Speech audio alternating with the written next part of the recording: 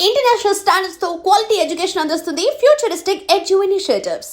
కోసం మొన్న ఒక పిల్లగాడంటాడు డాను సత్యమని ఎవడో మా కులపోడు అంటే వాడు ఒక మాట చెప్పాడు. ఏమని? అరే మీ కులాలల్లా అంత మెదడు కలిగిన శిరస్సుంటే చెప్పండి, నేనే వచ్చి వాని తరపున మీ పాదాలకు నా తలగట్టొస్తా. అంత మెదడున్నోడు మీ కులాలలో పుట్టారా? వాని పుట్టుక నేను చెప్తా, ఒకసారి వినండి. ఏమంటాడంటే, నేను కూడా ఆశ్చర్యపోయిన పిల్లగాడు చెప్తే, మ్యానుఫ్యాక్చరింగ్ డిఫెక్ట్ అట నా జన్మ. ఏదో పొరపాటు జరిగిపోయింది. మ్యానుఫ్యాక్చరింగ్ డిఫెక్ట్ అట. ఇంకొకటి కూడా చెప్తున్నా ఈ తెలుగు నేలకు, నన్ను కన్నా అని ఇప్పుడు చెప్పుకుంటున్న వాళ్ళు కన్నోళ్ళు కాదు. నా తండ్రి చెప్పాడు, నాన్న ఎందుకు నీగా నొప్పి. వాళ్ళనే ముందు సారు చెప్పే ముందుకు ఇంకొక మాట చెప్పాలి. అది చేతికి అందిన దానితో కొట్టేది. పిల్లలు దక్కపోతే రక్తపు గుడ్డుక రక్తము లేచి వాళ్ళ సంతానం అనిపించుకున్నారు నన్ను. ఆమె కోమలో ఉంటది కదా బాలంతగా, అప్పుడు ఆ రక్తములో ఆ రక్తాన్ని తడిపినరా. నేను రక్తాన్ని తప్పుపట్టడము లేదు, దాన్ని స్తనాన్ని కూడా క్షీరములు చేయించాను. అక్కడ ఎలాంటి భయం లేదు. ఎందుకంటే ఈ లోకం మీద అందరూ అవ్వయ్య ఆటల పుట్టినోళ్ళే కదా. నా పుట్టుకలో ఒకడు తక్కువ ఒక్కడు ఎక్కువ అని నాకేనాడు గోచరించలేదు, గోచరించదు కూడా. అది కొడుకు దక్కిన తర్వాత దానికి రహస్యం విపులీకృతం చేయబడ్డది. వీడు నీ కొడుకు కాదే అని మా అమ్మమ్మ చెప్పిన తర్వాత నా నడుముకు చేతాడు గట్టి చేదబావిలో చేదింది నన్ను చంపేతందుకు. మావాడంటున్నారు కదరా, నా నరకం ఎవడన్న పాలు పంచుకుంటారా మీరు? పట్టెడు మెతుకులు దేక పుట్టడి కత్తాలు పడ్డ దేయం.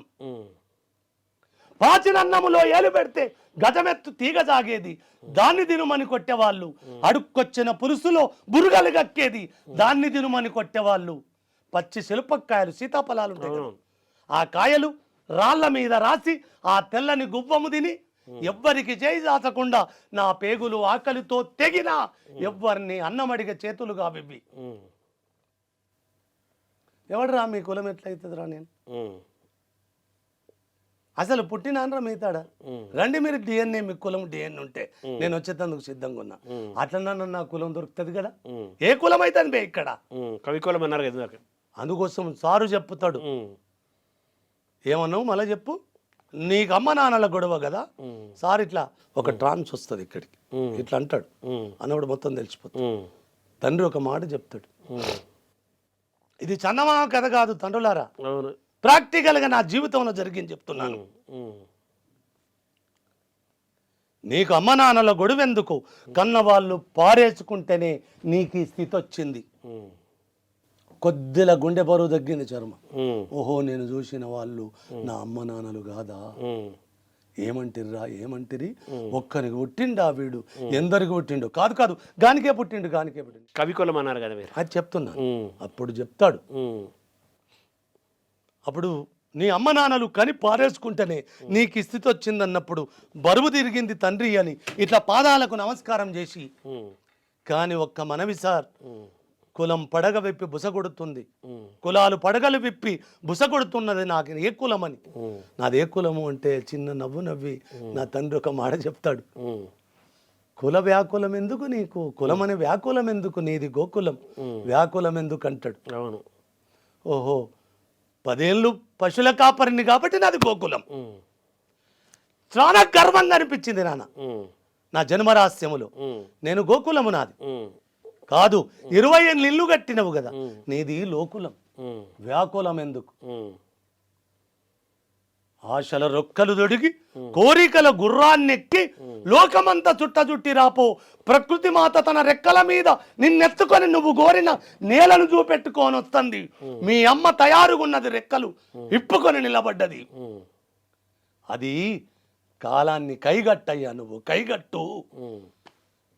10 ఏళ్ళు గోదలు గాచినందుకు గోవుల గాచినందుకు గోకులము నాది సగర్వంగా రొమ్మిరిచి చెప్తున్నా. 20 ఏళ్ళు ఇల్లు కట్టిన లోకునము నాది, ఇప్పుడు కాలాన్ని ప్రపంచమంతా చుట్టి కైగడుతున్న కదా, కవికులము నాది. అరే అవులే ఉమ్. మీకు ఒక్క కులమురా, నాకు 3 కులాలు, ముమ్మూర్తుల. ఈ 3 కులాలల్లా ఉమ్. 3 దేవతలు ఉన్నారు, 3 కులాలు ఉన్నాయి, 3 ముమ్మూర్తుల మునులు ఉన్నారు, 3 అన్నం పెట్టిన చేతులు ఉన్నాయి, పోతాను చెప్పిన 3 అమ్మలు ఉన్నారు. 3 అమ్మలకు ఉమ్. మూలపుటమ్మ కూడా ఉన్నది. ఈ 3 కులాలు, అందుకోసం 3 కూడా నా అదృష్ట రేఖ తండ్రి. ఉమ్. ఉమ్. 3 అంటే చాలా ఇష్టం. అదే ఎందుకు చెప్తున్నా, 3 అంటే 3లోకి వస్తారు వేరే. 3లకు వస్తా. కాదు ఇప్పుడు నా అమ్మ పుట్టుకను కూడా చెప్పాలి. ఉమ్. నాకిద్దరు కొడుకులు దక్కరు. ఉమ్. నా ఇల్లాలు ఒక మాట చెప్పాలి. ఇప్పుడు ఈ అమ్మకి ఎంత ప్రాణ ప్రతిష్ఠ ఉన్నదో. ఉమ్. ఆమెకు 8 నెలలు హాస్పిటల్లో ఉంది. ఉమ్. ఆమె హాస్పిటల్లో, నేను రోడ్డు మీద, నా బిడ్డ రోడ్డు మీద, ఎక్కడ అతను చచ్చిపోవాలనుకున్న, ఆత్మహత్య చేసుకోవాలనుకున్న కాలం అది మాకు. ఉమ్. 91 నుంచి 95 దాకా. ఉమ్. మధ్యన 94లో ఒక అద్భుత ఘటన జరుగుతుంది. ఉమ్. ఒక్కరోజు హాస్పిటల్ నుంచి ఇంటికి వస్తా ఉంటుంది. వచ్చి స్నానం చేసింది. ముట్టుకోవాలన్నా ఒక బరువు, ముట్టుకోకపోతే ఏమనుకుంటుందో. ఇది ఎప్పుడు చెప్పలేదు నాన్న, నా ఆత్మకథల్ని చెప్పేటోడిని. ఇప్పుడు నీకు చెప్పాలనిపిస్తుంది. ఏమవుతుంది, ఒకవేళ ముట్టుకుంటే కడుపు వస్తుంది అని ఒళ్ళంతా వణుకుతుంది. సరే ఏమనగానని ముట్టుకోవడం, అదే రీతిగా నెల తప్పడం. నాకు నెల తప్పింది, ఏం చేయమంటావు? అబ్బా చూసినవా ఎంతటి దరిద్రం ఇది. అమ్మా ఈ నెలనే కదా అని డాక్టర్ రామకృష్ణారెడ్డి కూర్చున్నాడు, నిలబడ్డాడు. హోమియోపతి 5 ముఖ్యమంత్రులకు వైద్యం చేసిన తండ్రి. ఇయ్యల్ల నేను ఇంత నిష్టగా, ఇంత తలవంచని తత్వం రామకృష్ణారెడ్డి కూడా. ఇప్పుడు నేను వేసుకున్న మందు కూడా సారిచ్చిందే. తెలంగాణలో నా కంఠం మంటలు పుట్టించింది, నా గంటము మనుషుల కపాలాలు బగలగొట్టింది అంటే ఆ తండ్రి ఔషధం కూడా నాకు ఎనలేని శక్తిపాతం చేసింది. ప్రతి ఒక్కరిని నన్ను కూడా కొట్టింది. ఆర్థికంగా చచ్చిపోవాలనుకున్నప్పుడు శేఖరన్నని ఇచ్చింది. అమ్మ నాన్నలు లేనప్పుడు రామరాజు సూర్యదేవమ్మనిచ్చింది, అక్కనిచ్చింది, అందరినిచ్చింది. అలా వచ్చిన నేపథ్యం నుంచి వాక్కులమ్మ కడుపులో పడుతుంది. చెప్పాను. ఇంకోటి చర్మ కాలజ్ఞానం చెప్పే తత్వం ఉంది కదా. ఈ మీ వదినే నీళ్ళు పోసుకున్నప్పుడు అలా చెప్పేటోని ఆడాము కానీ ఫస్టే ముందే తెలిసిపోతుంది. ముందే చెప్పేటోని. అలా చెప్తున్నప్పుడు వద్దు ఈ గర్భం, ఈ దరిద్రానికి, ఇదే దరిద్రానికి ఒక పరీక్షనే, వద్దు తీసేయించుకొని సారుకు మంది చెప్తే అమ్మ ఒక డ్రాప్ ఇస్తే అయిపోతుంది. అన్నం అయిపోయింది, నేను వేసుకుంటాను. అది 3 నెలలు ఆమె కిటికవతలు ఉంటుంది, నేను ఇట్లుంటా. ఇక్కడ దాకానే కనబడుతుంది. అదే తీరా 3 నెలల నాడు ఒక రోజు బయటకు వస్తే కడుపు కనబడుతుంది. ఏమే ఈ దరిద్రాన్ని నువ్వు కూడా కంకణం కట్టుకున్నావా? నువ్వు కూడా ఒక ఆట ఆడుకుంటున్నావు. నా దరిద్రం కాకపోతే ఏంది? ఆ రోగాల గొప్ప కొడుకునే ఆడమొస్తావు, ఈ గర్భాన్ని ఆడమొస్తావు. నేనా దిక్కుమాలినోడు, నేను దిక్కు లేనోడిని, నా అంటూ ఎవరు లేరు నాకు, నేను తప్ప, కనుక్కున్న ఈ ఒక్క బిడ్డ తప్ప. కాబట్టి ఉంచుకో గర్భం అలానే, నీ వల్ల వస్తే తప్పులేదు, కానీ నువ్వు రోడ్డు మీద కందువులే ఉంచుకో అని చెప్పాను. రోడ్డు మీదనే కందువు అని చెప్పాను. ఏం వాక్కయ్యా ఇది, నిజంగా బరకత్పుర. 2 పెట్రోల్ మధ్యన 2 చెట్లు ఉండేది. అక్కడ ఉస్మానియా యూనివర్సిటీ తార్నాక దాటినాక కోటి హాస్పిటల్కి పోతున్నాం మేము ఆటోలో. పోతున్నప్పుడు ఏ రోడ్డు మీద గంటమని నిలదప్పినాడు చెప్పినాం, అదే రోడ్డు మీద వాక్కులమ్మ పురుడు పోసుకున్నా. అదే రోడ్డు మీద నేనే మంత్రసానిని, నా దేహమంతా రక్తమే. ఆ ఆటో తండ్రికి నేను ఇగో చేతులెత్తి మొక్కుతున్నాను, శరణాగతి చెప్తున్నాను. ఆ తండ్రిని నేను గడుక్కుంటా, మా అమ్మ అయితే గడుక్కోనా సార్ అని ఆ పిల్ల గడిపోతే అప్పుడు మేము హాస్పిటల్ పోయి ఆ పిల్లని అక్కడ చేసి ఆమె పేరు ఏం పెట్టాలని 1,00,000 సార్లు ఆలోచించాను. నాన్నగారు కూడా ఉన్నాడు. ఏం పేరు పెడుతున్నావు అంటే, ఏదో ఒక పేరు పెడతలే, ఫస్ట్ ఏం పేరు వెన్నెల, తదనంతరం ఏం పేరు పెట్టాలని ఒక 3 నెలలు 4 నెలలు ఆలోచించి వాక్కులమ్మ వాక్కు అది ఉన్నా కదా. వాక్కు అంటే ప్రణవము, నాదము, ఓంకారం, అది వచ్చింది. ఆ వాక్కు అంటే మళ్ళీ బైబుల్ వాక్కు అని ఆడంటారు అని ఒక చిన్న భయం కలిగి, వద్దు ఇది పనికి మాలిన వాళ్ళు కదా, ఏదో ఒకటి రుద్దడమే. వాక్కులమ్మ అని పూర్ణత్వంగా ఆ అమ్మకు, నా అమ్మనే నా కూతురుగా పుట్టింది కదా, వాక్కే మీ కులము అంతే, వాక్కులమే. ఏ కులం అంటే వాక్కులం. వాక్కులము నాది. ఎందుకు రొమ్మిరిచి కవికులం అని చెప్తా కదా. అదే ఆ వాక్ అంటే కవి వాక్కే కదా. లేదు నాన్న, ఇంకొకటి కూడా, ఏ కులాన్ని నేను తక్కువ చెయ్యను. అవును చెప్పింది కదా, అవును, మొత్తం. నేను ఎవరికి పుట్టినో తెలియకపోవచ్చు కానీ ఏ వాడ నుంచి వచ్చింది అందరికి తెలిసే కదా. అవును. సుబ్రహ్మణ్య శాస్త్రి గారు చెప్తా, అక్కడికి వస్తాను. అలా ఆ పుట్టిన తల్లి పేరు వాక్కులమ్మ. ఆమె పుట్టిన తరువాత ఆమె పుట్టిన తరువాత డిసెంబరు 2020, అదే 1994 అప్పుడు శేఖరన్న పరిచయం. ఎలమంచిలి శేఖర్ అప్పుడే పరిచయం.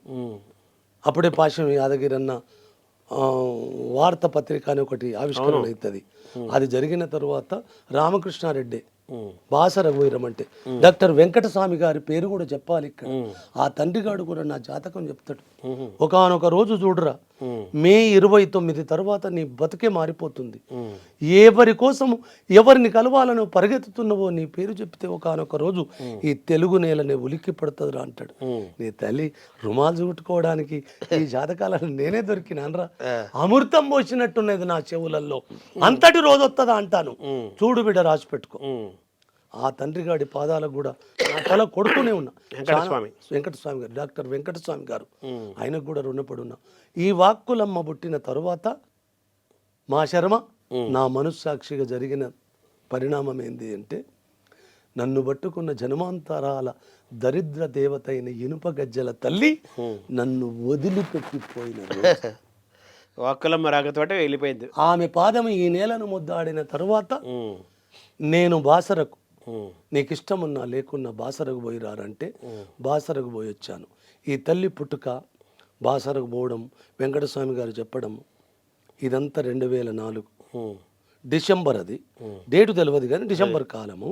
ఆ రోజు నుంచి ఇప్పుడు 30 ఏళ్ళుగా నా తనువు పడిపోయేంత దూరం వరకు ఆ గోదావరి తాకిన. అందుకోసం మీకు నాకు ఆ గోదావరితో ఏదో చుట్టరికమున్నది లాలా, లేకపోతే సుబ్రహ్మణ్య శాస్త్రి నానెత్తి మీదకి ఎందుకు వస్తాడు, తిరుపతి వెంకట కవులు నాకెందుకు వస్తారు, రామకృష్ణ కవులు నా మీదకి ఎందుకు వస్తారు, ఆ తూర్పు గోదావరి రాజమండ్రి రాజమహేంద్రవరం నా మీదకి ఎందుకు వస్తుంది, ఆ కొప్పర కవులు నా నెత్తి మీద ఎందుకు కొలువై ఉంటారు.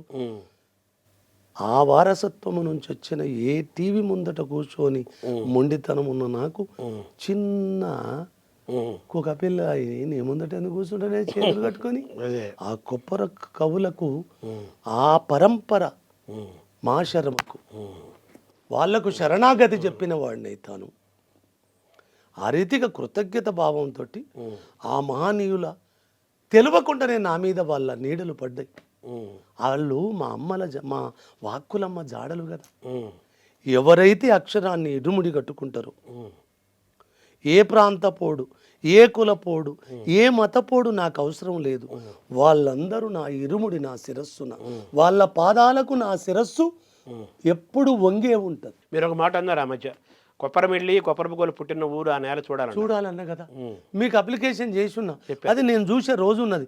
మీరు చూపెట్టే బాధ్యత. సుబ్రహ్మణ్య శాస్త్రి వాళ్ళు, శ్రీపాద సుబ్రహ్మణ్య శాస్త్రి వాళ్ళ ఇల్లు చూసి రావాలి. వాళ్ళ ఇల్లు కొప్పరపుకోలు. వీళ్ళందరూ నా ఆత్మకథలో రాసుకోవాలి కదా.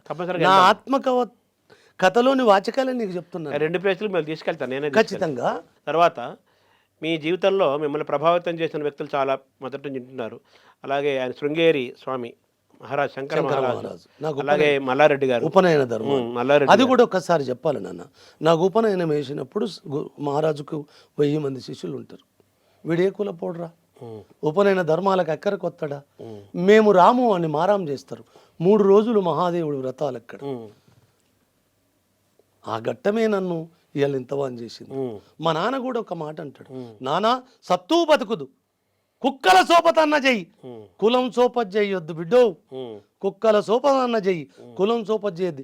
20 ఏళ్ళు నన్ను ఏ కులపు అంచున నిలబడనియ్యలేదు. నా కులము అడవి, నా చుట్టాలు పశువులు, కుక్కలు నక్కలు, మనుషులతో మాట్లాడే అర్హత లేదు నాకు. శివుడు కూడా అయినా నాకు మనుషులు ఉన్నారనే నమ్మకం కూడా లేదు. శివుడు పశుపతి కదా కదా. నాకు ఇష్ట దేవుడు కూడా వాడు. ఒక మహాదేవుడు ఎంత గొప్ప ఇష్టమో, 100కి 100 వాళ్ళు, 100కో 1 కోటికో ఒక్కడు మహాదేవుడు కనబడ్డాడు. తర్వాత నా పుట్టుకకు నాకంటే 1000 సంవత్సరాల ముందే పురుడు పోసుకున్న కర్ణుడు కనబడతాడు. ఇక చారిత్రకంగా భూమి మీదికి దిగితే బుద్ధుడు 100కి 100 వాళ్ళు కనబడతాడు. ఇంకా కనబడితే మానవుల కొద్దిగా కష్టం అనిపిస్తుంది. అన్నార్తుల కడుపున చిచ్చు చల్లార్చ పట్టెడన్నము పెట్టజాలని దేవుడైనను ధర్మమైనను ఏ సిద్ధాంతమైనను నేను లెక్క చెయ్య అంటాడు స్వామి వివేకానంద. వాడు కూడా నాకు 100లో 1 చాలా గొప్ప చిరునామాగా కనబడతాడు. ఎందుకు కనబడతాడంటే ఇక్కడ అస్పృశ్యత కోసం, నిమ్న జాతుల కోసం ఎవడేది మాట్లాడిండో నాకు తెలియదు, కానీ వివేకానందుడు మాట్లాడినంతగా నాకు ఈ భూమి మీద మాట్లాడినంత కనబడలే. ఏమంటాడంటే, అరే అగ్రవర్ణాలారా, నేను సామ్యవాదిని అనే పుస్తకంలో ఉంటుంది. ఇది నా కథ కాదు, ఇది ఇప్పుడు వాళ్ళంతా ఎడిట్ చేస్తున్నారు పుస్తకాలలో. నేను సామ్యవాదిని ఈ దేశంలోని రొమ్మిరిచి చెప్పిన వివేకానందుడు ఏం చెప్తాడంటే, అరే అగ్రవర్ణాలారా ఇకనన్నా కళ్ళు తెరవండి. శర్మను దగ్గరికి రావాలి. ఇట్లా ఒకటే మీరు చేయవలసింది, క్షమాపణ అడిగి కరచాలనము చేసి ఇట్లా భుజాన్ని తట్టి క్షమాపణ అడగండి. యుగాల కొద్ది వాళ్ళ శిరస్సుల మీద మీ పాదాలను మోసే త్యాగదనుల కులాలవి నిమ్న జాతులు, గంత త్యాగధనులు వాళ్ళు. అరే లేకపోతే అలానే మేము అగ్రవర్ణాలము అని విర్రవీగండి. ఒకానొక రోజు ఆ నిమ్న జాతులు ఒక్కటై ఉమ్మితే మీ జాతులు ఆ మూల కొట్టుకపోతాయి అంటాడు వివేకానందుడు. ఇంత గొప్ప మాట అన్న వాడిని మాత్రం నేను చూడలేదు. అందుకోసం వాడు కూడా 100కో 1 ఒక్కడు వివేకానందుడు కనబడ్డాడు నాకు.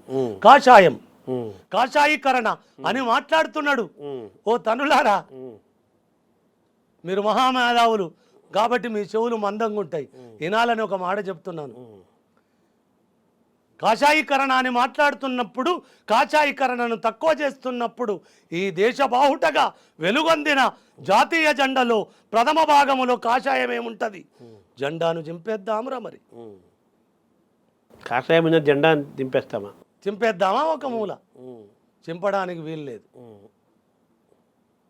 ఇక బుద్ధుడే మాకు సర్వోన్నతి, సర్వస్వ శక్తివంతుడు అని మీరు కూడా మతాలకు మారినరు. మరి బుద్ధుడు కూడా సాక్య నగరాన్ని వదిలేసింది మొదలు, శిరదండన చేసుకున్నది మొదలు. నా ఋషి పరంపరను ఆదర్శంగా ఇరుముడి కట్టి అదే కాషాయం కట్టుకున్నాడు కదరా నేల మీద పడిపోయేదాకా. మరి దాన్ని తప్పుపడతారా, బుద్ధుని తప్పుపడతారా? మిమ్మల్ని ప్రభావితం చేసిన వ్యక్తులు అంటే ఎవరు చెప్పారు సార్?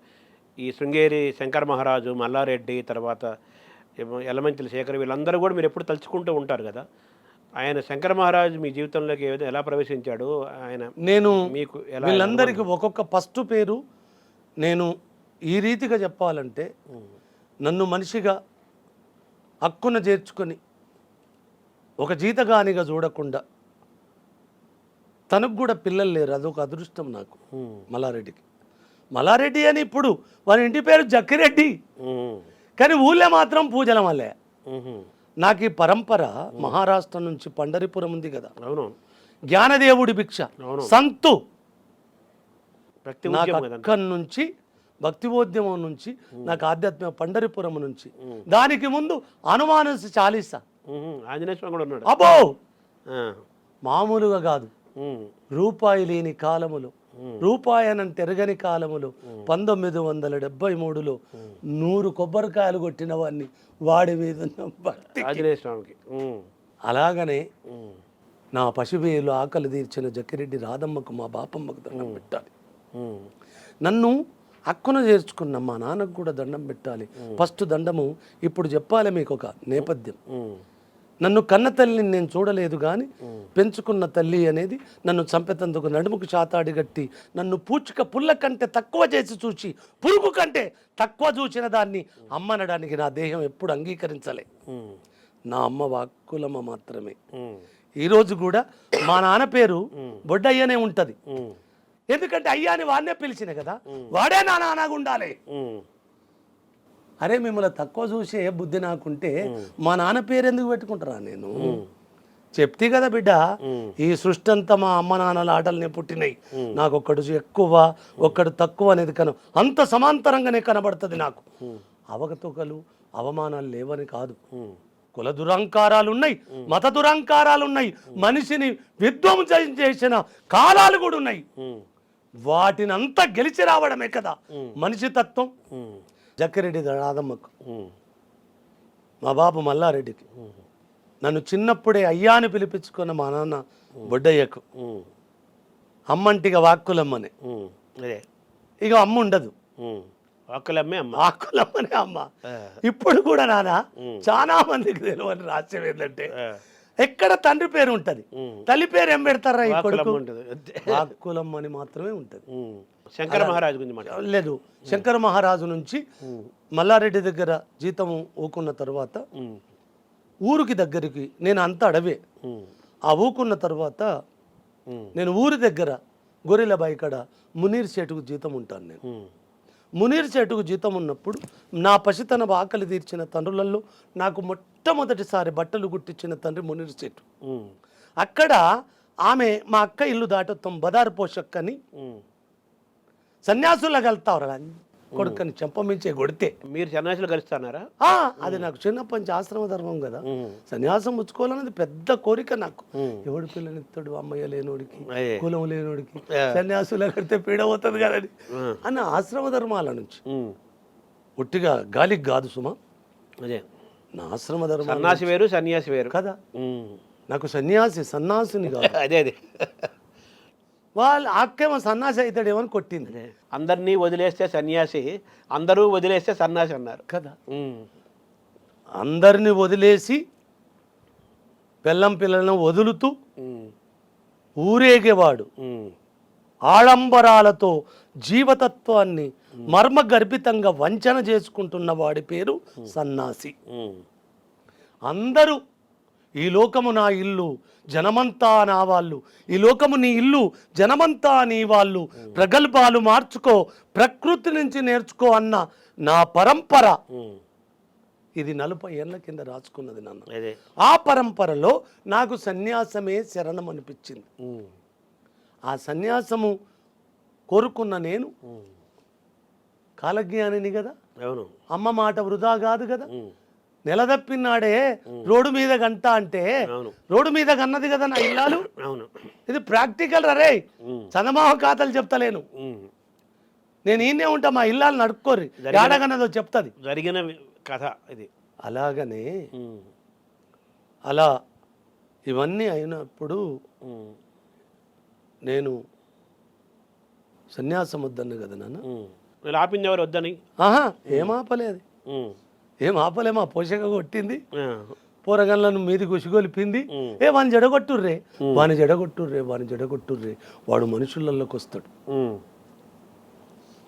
ఆడపిల్లలతో వాని చెడగొట్టుమని చెప్పినప్పుడు ఎంత నెగిటివ్ ఉంటుంది.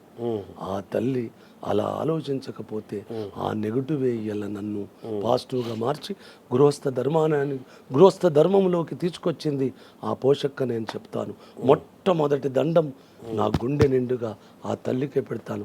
అదృష్టం కొద్ది దానికి కూడా పిల్లలు కాలే, మల్లారెడ్డి లాగానే ఆయన కూడా అట్లనే. ఆయనకి అక్కడ కొడుకైన నేను జీతగాన్ని ఫస్ట్, తదానంతరం శిష్యుణ్ణి, తదానంతరం కొడుకును. ఆ రీతిగా అట్లొచ్చి మా పోషక్క ఏదో కోపాన్ని కొట్టిండొచ్చు కానీ నాకు బతుకును మాత్రం భిక్ష పెట్టింది. గృహస్థ ధర్మాన్ని భిక్ష పెట్టిన తల్లి పోషక్కనే. దానికి జనమంతా శరణాగతి చెప్తున్నాను. అక్కడి నుంచి మునీర్ చెట్టుకు, అక్కడి నుంచి జీతము వద్దు, హనుమాన్ చాలీస పారాయణం అయిపోతుంది, శిరమండనం చేసుకుంటాను. 73 అన్నారు కదా, 73లో ఇక ఈ దేశం అయిపోయింది, పూర్తి చేశాను, వ్రతాన్ని పూర్తి చేశాను, దీక్షను. అక్కడి నుంచి ఏం చేయాలని, ఇక్కడ నా కాలు మీద గడ్డపారబడి ఉంటుంది చూడండి, ఇక్కడ బర్రం ఉంది, క్లోజప్ చేయండి కనబడుతుంది. ఇగో ఇక్కడ నుంచి గడ్డపార గుచ్చి ఇవతలకి వెళ్తుంది. 1 సంవత్సర కాలం నేను నేల మీద దేకడం తప్ప, అప్పుడు కూడా చనిపోవాలనుకుంటాను. నేను ఆశ్రమం అనుకున్నారు, చాలా ఉన్నది చనిపోవాలనుకున్నది. అక్కడి నుంచి ఈ పోషక్కకు మరిది రామస్వామి అని, ఆయన కూడా నాకు వరుసన భావనే అయ్యేటోడు, రామస్వామి అని. నిజామాబాద్కు నన్ను పని కూలోడిగా తీసుకుపోయిండు. నాకు జీతం ఉండబుద్ధి కాలే. ఇంకొకటి చెప్పనా నాన్న, అంటే మ్యానుఫ్యాక్చరింగ్ డిఫెక్ట్ అంటారు కదా, అన్నాడు కదా అతను, ఆయన అన్నాడు కదా, డానీ ఎవరు అన్నారు కదా, డాను సత్తి అని అన్నాడు కదా. నేను పశువులుగా కాసినప్పుడు ఒక కథ చేసేటోన్ని. ఎవడో అరుగు మీద కూర్చుండి సిగరెట్ పెట్టి తాగేది జైనలిద్దీను ఏదో పేరు ఉంటుంది మా కావునిపేట, రేవర్తిలో కావునిపేట కాడ. ఇట్లా కాలు మీద కాలేసి ఇట్లా ఊపుతూ ఇట్లా సిగరెట్ కొట్టేది అది తాగుతూ. నీ తల్లి జన్మలో ఇది ఒకసారి చేస్తే అయిపోతుందని వస్తుంది నాకు. ఇది ఎందుకు చేయకూడదు అని, బీడి తాగటం తప్పు, నా గురువులకు ఇచ్చిన మాట, దానికి ఒక రోజు ఒకరైనా చేద్దాం అని బీరతీగలను ఏరుకొచ్చుకొని బీడీలుగా కత్తిరించుకొని వాటిని ఎవ్వడు చూడని జాగలో పశువుల కాడ వరాలు ఉంటాయి కదమ్మా, పొలాల వరాలు ఉంటాయి కదా, ఇలా కుర్చీ మీద కూర్చున్నట్టు వరాల మీద కూర్చుండి 1 సంవత్సరము ఈ కాలు ఊపడమే నేర్చుకున్నా నేను. నిజంగా ఎక్కడనో పారేసిన ఆ వాడళ్ళ నుంచి నా విత్తనం ఉంటే ఈ పాదము ఊపే శక్తి నా బాడీలోకి రాదు. పెద్ద ఊరు కదా, భయం కదా, ఎవడేమంటాడో అని. కానీ నా ఊరికి ఇంకొక గొప్పతనం ఉన్నది, ఈ భారతదేశాలు లేని గొప్పతనం ఉన్నది. అక్కడ 20 కులాలు ఉంటాయి. 20 కులాల పేరు మీద తిట్టుకుంటారు. 20 కులాల మీద తిట్టుకున్నట్టు కనబడదు, కొట్టుకున్నట్టు కనబడదు. కొట్టుకుంటే రాజకీయ నేపథ్యాలతో కొట్టుకుంటారు, కులాల పరంగా కొట్టుకున్నది నా ఊరుకు తెలియదు, నా తాత ముత్తాల కాలం నుంచి కూడా తెలియదు. కానీ ఆ ఊరుకున్న గొప్పతనం ఎందుకంటే రేబర్తి ఫస్ట్ నా జీవితంలో మా నాన్న నేర్పిన దానికంటే ఎక్కువ రేబర్తే పాఠశాలగా నేర్పింది. ఆ ఊరే మీకు పాఠశాల, పెద్ద పాఠశాల, పెద్ద గురువు అదే తొలిబడి. ఎందుకంటే జీవన బడి కూడా అది. ఎందుకంటే అక్కడ ఒక్క పెద్ద గొప్పతనం ఉంటుంది ఆ ఊళ్ళో. ఎక్కడ చూసినా అస్పృశ్యతలు, ఎక్కడ చూసినా అంటరానితనాలు, తక్కువరే పదాలు ఉంటాయి. రేబర్తిలో ఏ కులపోడి వన్నాని అడుగుతారొచ్చునేమో కానీ నీ కులము తక్కువ ఉన్నది చొద్దుల దూరము నిలబడతారా అన్న పదమే ఆ రేబర్తిలో ఉండదు. ఆ రోజుకు కాదు, తాత ముత్తాతల కాలం నుంచి కాదు, ఈ రోజుకు పోయినా ఉండదు అది. Subscribe iDream Media. Please do subscribe to iDream. Please subscribe to iDream Media. For best entertainment and information, please subscribe iDream. And don't forget to subscribe to